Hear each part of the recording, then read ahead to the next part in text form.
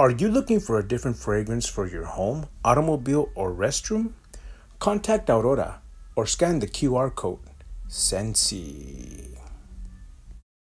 Okay, fight fans from all over the Rio Grande Valley 956. We're here in Harlingen, Texas at Legends Gym with trainer Abel Fonseca. Abel, how you feeling today, man? Hey, I'm feeling great, my man. I appreciate you for having me. Yes, sir. Yes, sir. How did you get involved in the sport of boxing? Man, my grandfather, my mom's dad, got me into it when I was around maybe 7 years old. I go visit him in the summers in Brownsville, and he had a little red bag, man. Actually, it's actually where you mentioned that's in a little. He didn't live, he had no rooftop, but he had the beams, and there was beehives inside his house. And so he would go and hit it, and the bees would fly over. And he was like, "Hey, man, I remember my first lesson. He goes, hit that bag," and I was scared. Too many bees flying around, and. But I gave it a try anyway, and finally, he says if you don't bother the bees won't bother you back, and that's how that was my first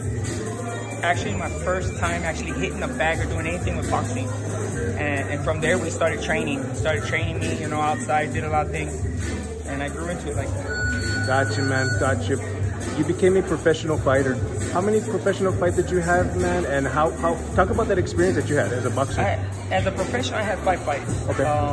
I was boxing out of Kingsville with Coach Cantu, and then I left the sport. I decided to go and get my degree, so I went to Iowa, and I was out of the sport for maybe about 5-6 years.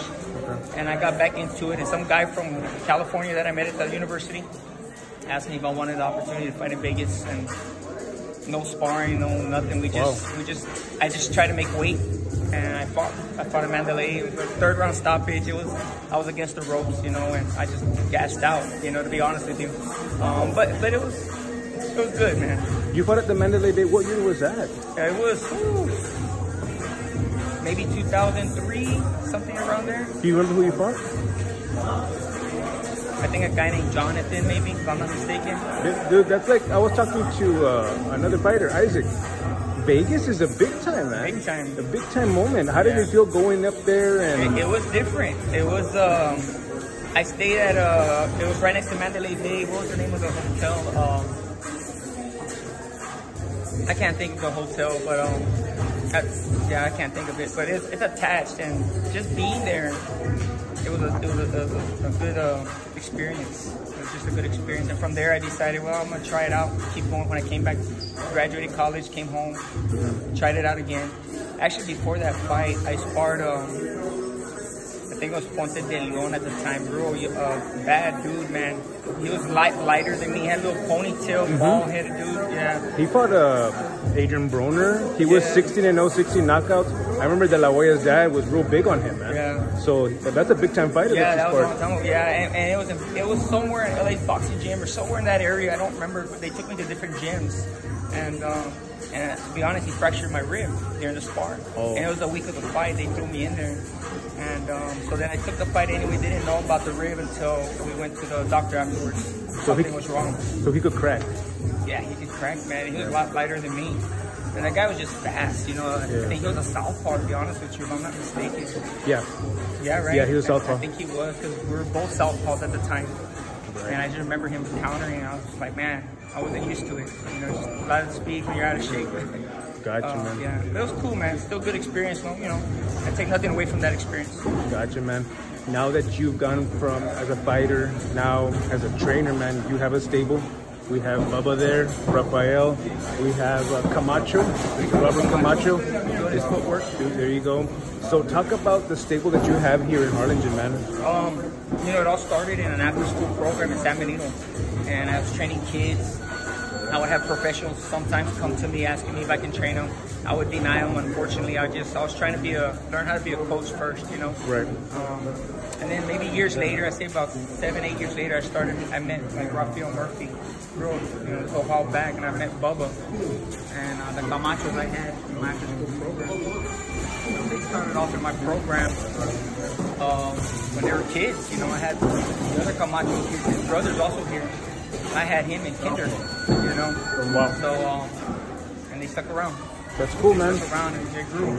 Gotcha. Yeah. Robert Camacho just made his pro debut, man. We were talking about this off camera. he made a face-off with Moses Garcia, El Monstro from Brownsville. What did you tell him? You said something to Robert in his ear. What did you tell him that day in Ponchos? Oh yeah. So the trainer for Moses went up to him and said, El Monstro, you're the monster, like El Monstro, because that's his nickname. Okay. So I go up to him and I told him, you're the Cucuy. Okay. I was just, trying to make it more like, yeah, that's what I said that thing. Okay. So just to make him laugh a little bit, trying to pump it up, Yeah, but I mean, his demeanor didn't change. He was. Yeah, he was focused. He was focused. Man. Yeah, he was focused for sure. Awesome. And so, you have Bubba fighting next Saturday. Yeah. You have Robert fighting in the future, man. Yeah. How does it feel, man? Because you also have a family. Yes. You have your daughters. You have your wife. So how is it to you have to juggle being a professional trainer and then a dad and a husband? Talk about that, man. Man, I wish I could I wish there was more time in a day. You know what I mean? First of all, I have a wife that does an amazing job at home, and she does everything for our family. And it allows me to do what I do. It allows me to do everything that I do now because of her, So she takes our girls to practice, she takes our kids to practice, she takes them to events and to school in the morning and stuff like that. So she has a lot to do with the reason why I'm able to do this. Gotcha, Abel. Yeah. What are your short-term and long-term goals here in Harlingen as a trainer?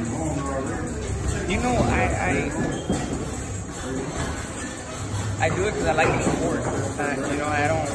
I don't have to be here. I have a disease that I'm fighting from the cancer that I had, and I go to Houston twice a month, every month, and I do 4-hour treatments a day, 3 to 4 hour treatments a day.